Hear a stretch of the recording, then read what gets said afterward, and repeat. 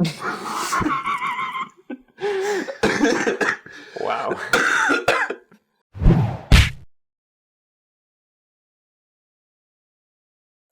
Hello, I'm Chris. And I'm Tom. And you're watching That Review Show. Tom, what are we talking about today? Today we are talking about an ex-rental movie we just watched called Bossin' Up.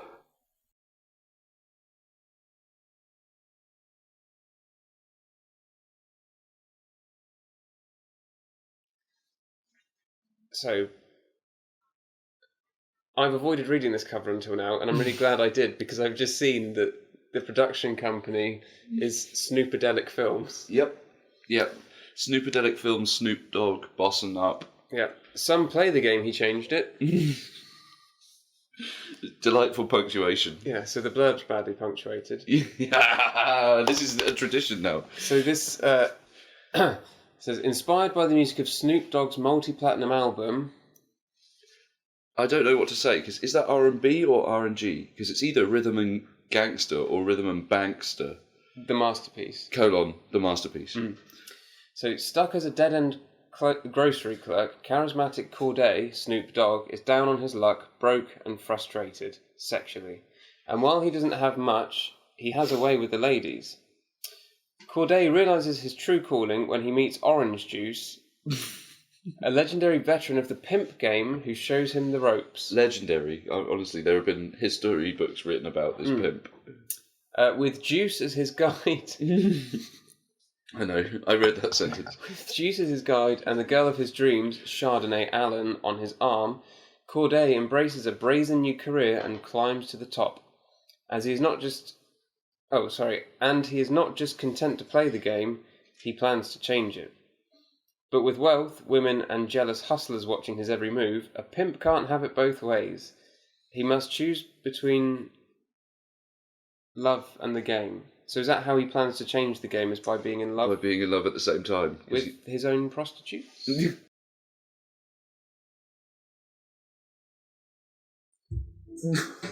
I feel like I might actually hate you for bringing this round once this is all said and done. This is the most horrifically misogynist shit I've ever seen. So it starts with Snoop Dogg in prison, and his lawyer, who's been appointed to him, asking him, what happens, and he opens the film. He has a way with women, and he opens the film by saying things like, when you laying in bed at night, do you fantasize about having a player like me on your side, rubbing you, kissing you, squeezing you, fucking you? And then we kind of flash back to how he reached that point. It's sort of like Goodfellas, except at the end of in a film like this, where someone becomes a criminal mastermind, there's usually either a downfall, yes, like at the end of Goodfellas, and he ends up in the witness protection and he's miserable, or there's like redemption, they have a change of heart, a change of character. Yeah. This film, he becomes a pimp, his girl of his dreams dies, he gets out of prison after murdering the guy who murdered the girl of his dreams, then he goes down on his lawyer, and then he doesn't go back to pimping, but he goes back to teach new pimps how to be pimps. Yeah, it's fascinating actually, the sort of lack of character arc. He starts off, a meager person, turns into a terrible person, goes, oh my god, I'm a terrible person, I'm going to keep being a terrible person. Still though, I mean, Snoop Dogg's portrayal of this character... Yeah. Do you sort of see a shift in his character from start to finish? Like, it's a fairly believable portrayal of the character that is portrayed. In that he's an emotionless sociopath. Well, yeah, I mean, this is the thing. Snoop Dogg in the film plays the part probably the way it was meant to be played, but I believe my previous expression about this was that he has the charisma of a dead fish. He is awful to look at. He's supposed to have a way with women, but honestly, the way he talks to people and the level of emotion in his voice, or sympathy that you can have for him is zero. It's just not fun to watch. And even when he's meant to be doing an emotional scene, it's impossible to tell that there's anything different about him. He just always looks like he's really stoned, to be perfectly honest. His eyes don't open. Occasionally... Well, I think about halfway through the film I realised every time there was a romantic scene, you could tell it was a romantic scene, yeah, because he just wouldn't open his eyes for the whole scene. Hey, baby, you know I love you. Hey, baby, I'm going to do some unspeakable sex acts to you. Baby, I love you so much. I want to be with you. I think you'd be the best girl for me to send out on the street, yo, because you could some real for money. Whoa, stop there. I've just remembered. There is that scene, their love scene. There's literally that scene. Yeah, he's like... You are electric, baby. I mean, I've never felt the way I feel when I'm with you. And I'm around any woman I've ever been with. And I feel like if we could just take that, bottle it, and sell it, shit, we'd be the richest motherfuckers in the game. You want me to sell myself on the streets for money? All you gotta do is believe, baby girl, just believe. We can get out of the same situation and get in a new situation. What if I don't do it? If you don't do it, somebody else will. But me personally, I would rather share this vision of mine with somebody who I care for. Oh, yeah, no, the acting in the film is generally poor. The pimp who turns him into a pimp. I ain't talking about no woman.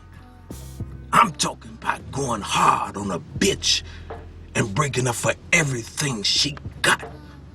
Sort of like every character in the film is hateful, partly due to the way they are portrayed. But then maybe that's the point. Talking about the fact that there seems to be no character arc, is that the point of the film, that pimping is hard and not good? And Or maybe that pimps are just inherently evil, horrible people. I mean, how realistic is this film? I think it might be trying to go for, this is the stark reality of pimping. And it keeps going on. But if it's going to do that, then at least can his relationship with the female lead be believable a bit? Because honestly, her motivations make no sense. And in fact, even his make no sense. Why would you, if it's the girl of your dreams, go, I know what I'm going to do, turn her into money? It's weird. It's very weird. So yeah, in fairness to the film, like you said, it uses his music throughout, but it's not just that it uses his music. There are musical numbers where, for instance, that first scene with the lawyer where he's being really creepy and weird. That song! And she says, look, be serious, because I want to get you out of prison. And he goes, okay, just answer me one thing. And then you get this song about, do you have a fresh pair of panties on? and it's like, you're a fucking But it is absurdly creepy. It's comically creepy. Yeah, but it happens throughout the film. There's scenes where it'll be like, You got to break a bitch. Hold on. Yeah, man. What's going on, man? It's really pimping up in here, man. I know you ain't seen pimping in a long time, man. I've been MIA. You know what I'm saying? Missing in action. And for me, the most miserable part of the film was that last song where we were going, is this how the film ends? Yeah. Oh my God, it suddenly burst into this horrific song about... I did say at one point, this is hell. Yeah, and it's him and the shouty guy and some female rapper, and it's all about... I'll break it down, bitch! Let me see you back it up! Drop that ass down low and pick that motherfucker up! Now pack that pussy, she's a motherfucker! Hey, pack that pussy, she's a motherfucker! You're like, is this the moral of the story? Evidently. Grind your dick on a dick, that's what we're supposed to take from this Please stop saying film? these words, they're making me uncomfortable. But it's just like... The songs are horrible. Snoop Dogg, I've always had sort of an awkward relationship with him. Not that he's ever pimped me out and beaten me, but just that, there are lines in Next Episode. I like the song Next Episode, but if you listen to what he's singing, it's not very nice. Bitch, shut yo trap, that kind of thing. You're like, this is quite misogynistic, and this film is just like the embodiment of that attitude. Yeah, and in fact, I think this is... I've always disliked gangster rap. I've been into hip-hop for years, but gangster rap I've always had a bit of a problem with, but partly because it's all guns, bitches and bling. It's sort of like low moral fibre approach to the world. But I've always had some appreciation of Snoop Dogg as a sort of quality producer. Yeah. This has made me lose a great deal of respect for him as a human being, just for even being part of this project. This may have made me lose all my respect for Snoop Dogg. It's produced by Snoopadelic Films. Yes. Although they seem to shy away from that. The logo comes up at the start for like, whoop. It's just like Snoopadelic and then goes away again. I mean, his character's horrible. Before he's even really a pimp, horrible. His character's just horrible. Irredeemable. In fact, throughout the film, I kept going, are we supposed to like this character? Are we supposed to be behind him? Are we supposed to empathise? Because there is nothing redeeming about him. No, and they sort of try and do a redeeming about him when he says to his dream girl, he says, look, I want to settle down with you. I don't want you to have sex with other men for money anymore because that's how much I care about you. I want you to just be mine. And you're like, cool. Great, lovely. And I said to you while we were watching it, it's like 50 Shades of Grey to the nth degree. I don't like 50 Shades of Grey because the moral of the story seems to be, if you stay with the abusive man for long enough, he'll fall in love with you and have babies and it will be fine. Well, that is actually kind of what happens in this film. But he also has 50 other girlfriends who will have sex for money as well. Yeah, and it's like, but the point at which he decides he needs to be a proper pimp and hit her, her response to that is, you can pretend to not be who you really are, but I know you love me. And it's just like, she should be a sympathetic character, but she's such a fucking idiot. We should talk about her in more depth because, I mean, if we go, representation of women in this film is atrocious. Yeah. We were going, is there a bit where we're going to have two women talk about something that isn't a man or having sex with men or how to have sex with men? Nope! Nope. Every woman in this film is an object. There was a point where you said to me, oh, this scene passes the Bechdel test because they're not talking about him. And it was the rap song at the end where she's singing, you pointed out, no. Yeah, I pointed out that no, what she's singing about is how to grind on someone's to make money, which I think technically is not talking about not a man, but just generally. Well, yeah, basically this is the most misogynistic film I've ever seen. Yeah, and going back to your point about, like, is it a gritty, real look at the life of prostitutes? I don't think... And I'm not entirely sure because it's been a while since I slept with one. I know what you're going to say. But I don't think prostitutes wander about on the street corners in like suspenders and bras. And I don't think they're all like at home on the sofa curled up together. Do you think that they have a prostitute training college? For every sex act you perform, there is a specific price point. In order for you a training to montage the of prostitutes. money that Daddy expects, that's actually in this film. $50 to suck a trick off. I think this film might have broken me a little bit. So yeah, essentially the female lead in this film is intensely stupid. Mm-hmm. All right, so... And the lawyer. First time they meet, he says to her, hey, what you doing, or something, and then she immediately sleeps with him. Yeah. In Narnia. Just come on.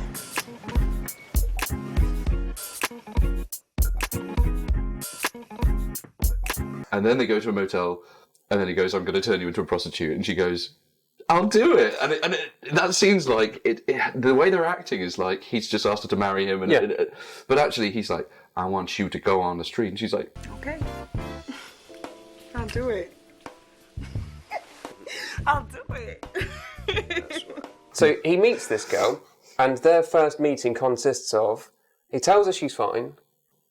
He then impresses her by quitting his job at the grocery shop, by telling his boss, you fucking fried chicken eating looking motherfucker, I don't need your His boss, who was actually quite nice to him. His boss was saying to him stuff like, I want to promote you, but you've got to kind of toe the line a bit. But bear in mind, this is his wooing. Like, you think Anakin Skywalker's bad at this?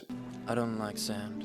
Listen, so meets her, quits his job at the grocery store, takes her to a motel, spends his last $40 on a room for 8 hours, has sex with her. It is a classy room. Tells her she's amazing, goes off to his pimp, or his pimp tutor. What do I do next? Who says to him, Now what you need to do is to go back to that room you rented and make love to that bitch for 3 days and 3 nights.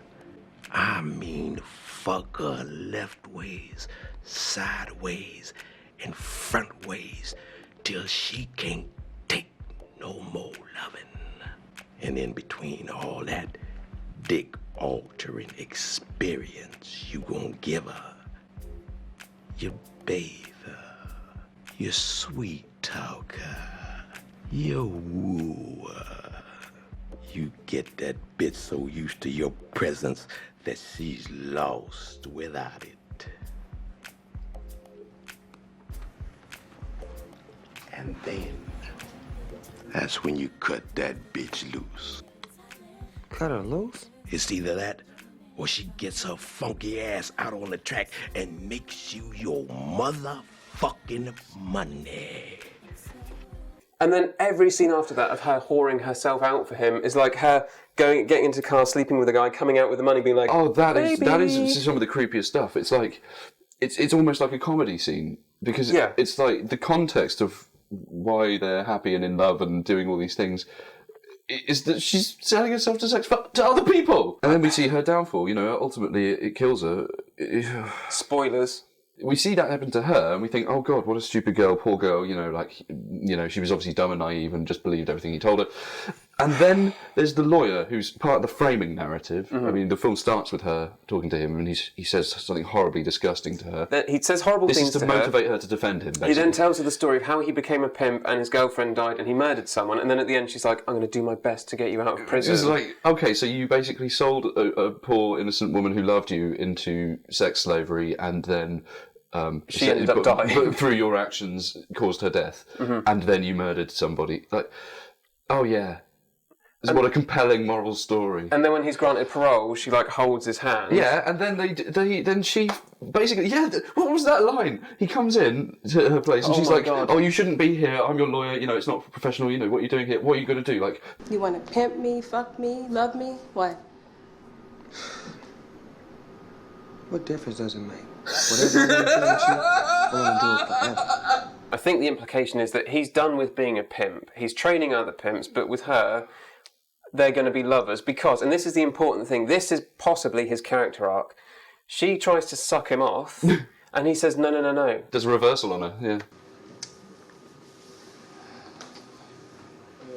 Oh, please stop. Are we going to end on a sex scene now? Is that like where the Oh no! Oh God!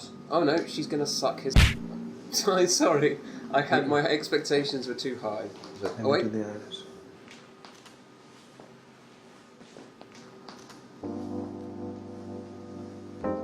Oh right, yeah. See, look, he's learned something about equality. She drops to her knees, he raises her up and lowers himself down and disappears behind a sofa, and you can just see the top of his hat. And his hands coming up. Well, it's clear he's probably just like chewing her top, you know. Chewing her jumper. It's like the head angle he's at. It's so strange. Like a moth. The implication to me was that that's the start of their romance, because he's like, Right, no. okay, yeah. Well, still, you're like, why does she like him? Yeah, why does she like him? Why does anyone like him? Like, even his boss in the shop's like, everyone likes having you here. Yeah. It's like, why? He's just a horrible bastard. There's that bit in the shop where he's flirting with a girl, so he's not packing the bags fast enough. And the next woman in the line says, can you hurry it up down there? And he turns to her and he's like, Hey, check this out, baby. I'm working out the ins and outs of my little rendezvous. But I might have to make a little rain check and slide you in, because you down there looking real good. You know what I'm talking about? and her response to that is like, oh.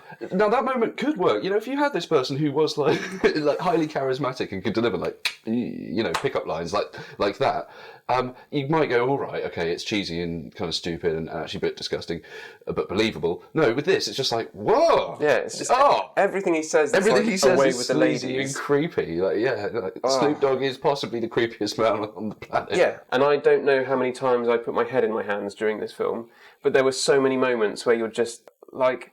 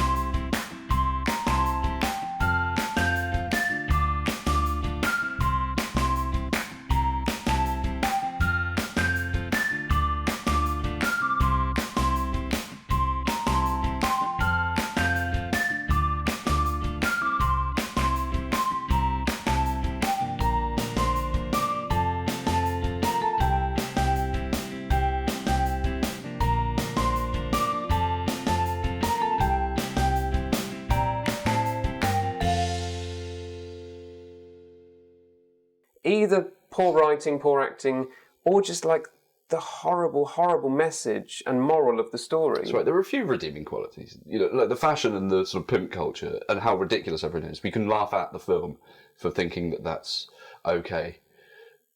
You know what I mean? Everyone dresses like Boy George, and that weird like robe he wears, it's funny. It's funny. It's so bad. He's a weird, misogynistic, not rapey at least, like thank God. There's a redeeming quality. No one rapes anyone in this film. They all get paid for the horrible sex that they have. Yeah, there are actually no sex scenes. There's one like wide shot of a car shaking and that's it. Yeah. Interesting that, isn't it? Well, there's the chalkboard. $50 to suck a trick off.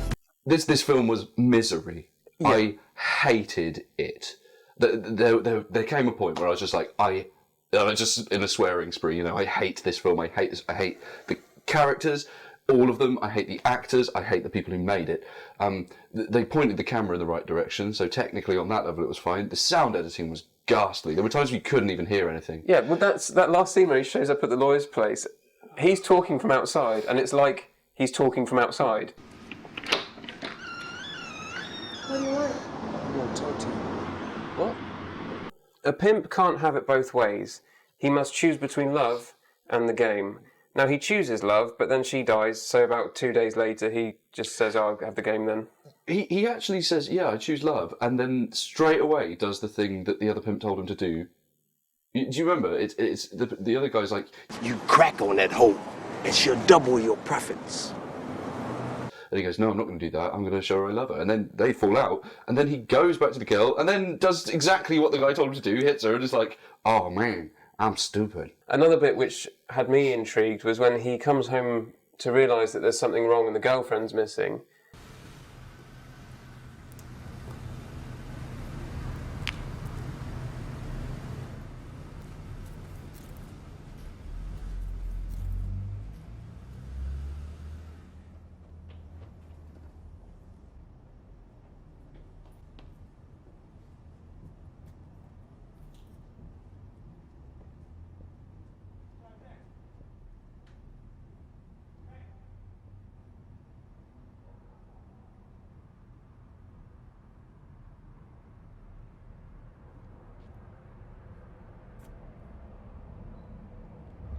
That was possibly the worst scene in the film, because it typifies one of the major problems of this film, is that I don't know what I'm supposed to be taking from this. Am I supposed to care about this character? Am I supposed to dislike the pimping industry?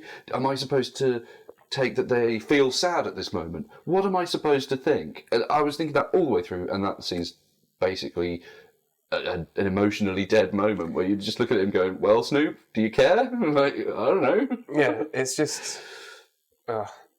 So, Tom, what is your score for Bossing Up?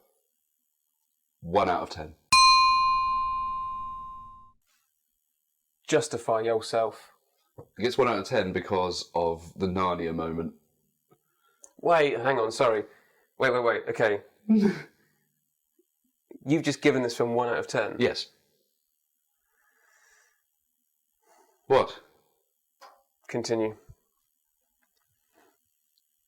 I don't understand what the problem is. I don't know if we can be friends anymore. Oh, I see. Continue. No, it gets 1 out of 10 because of the Narnia scene, and other just like weird touches like that. It's not got no value. It's just horrible. Horrible. The worst film we have ever watched together. Not because it's incompetent, but because it's ugly. It's competent in its ugliness. It is so ugly. And it's not even shame-faced ugliness. It's glorified ugliness. Yeah, it's disgustingly, shambolically evil, It's 1 out of 10. 1 out of 10. What about you? What's your score? I thought you were about to vomit. I was unprepared for how disgusting this film was. I had not expected it to be this awful. Come on, you've got to have a number in your head, or a lack thereof. I honestly don't even know if 0 out of 10 is too high a praise for this It was made. film. It wasn't nothing. Jesus! been unmade, can I give it minus 10 out of 10? Yeah, all right. Honestly, this thing, like, bad filmmaking is funny. Christ. And this was bad filmmaking. Like, the point of the camera in the right place, but it was bad. But not only that, the message and the moral of this film. No, honestly, this film made me so miserable. And I know I said, like, Death to Smoochie made me miserable and Monkey Bone made me miserable. That's just like, oh God, do people find this funny? Miserable filmmaking, yeah. So simplistic. This, and especially that last musical number. I fucking hate this film. Also, do you find any of this, like, sexually attractive? I don't. Like, this, yeah. In the hood and I'm trying to hustle, get that chain so I can... So what was your score? Was it 0 or minus 10? Minus 10. Minus 10. I think that, and I honestly, this isn't hyperbole, I'm not joking, I think this film and films like it are damaging to people. Like, I've never been one for violence in films makes people violent. I don't agree with that theory, but I think this kind of attitude and the way it's portrayed in this film is not condemned. It's not like a harsh look at the reality of. It's glamorizing and idolizing horrible misery. people. And well, no, that's the thing though. The worst thing about it is that none of the prostitutes in this are miserable, apart from the fact that they're jealous of the main prostitute. Yeah, they all have work satisfaction to the max. In fact, they're really motivated They're to go and training each haul other. themselves out. Yeah. They've got clipboards to make sure they're meeting quotas and stuff, and it's like it's sort of a, I know obviously there are call girls and escorts, and that's a slightly different thing, but this is like, prostitutes, sorry to any who get offended, but prostitutes generally are miserable. They're not on the streets because they want to be there. Well, certainly prostitutes in the context that's portrayed in this film. Yes. It's they're like the streetwalkers and they're pimped out by tough guys who are all going to kill each other. It's like who beat them. It's not nice. It's something people do out of desperation, and this film's just like, hey, great prostitution and pimping. Because we were looking at the IMDb comments, and there were loads of people who were saying positive things about this film, and lots of people who were saying negative things. But the people who were saying positive things seemed really like weird and quite upsetting to read. Like, oh God, you're a sad case. You actually think that this is great. And one of the comments said, really weird. This makes me question, or this film makes us question whether we should rethink the legalisation of prostitution.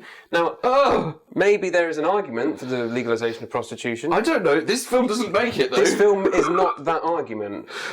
So yeah, I think we should stop talking, because I could talk about this film and how awful it is for 5 hours. So yeah, just don't watch this film. Don't buy any more Snoop Dogg records, and if you ever see Snoop Dogg in the flesh, punch him in his face. Rub that shit, it's yours, bitch. Grab his dick, it's yours, bitch. Rub that shit, it's yours, bitch. Grab his dick, it's yours, bitch. Turn around, bitch. Put that ass on the nigga. Grind on the dick, make it get a little better. Turn around, bitch. Put that ass on the nigga. Grind on the dick, get take out his bitch.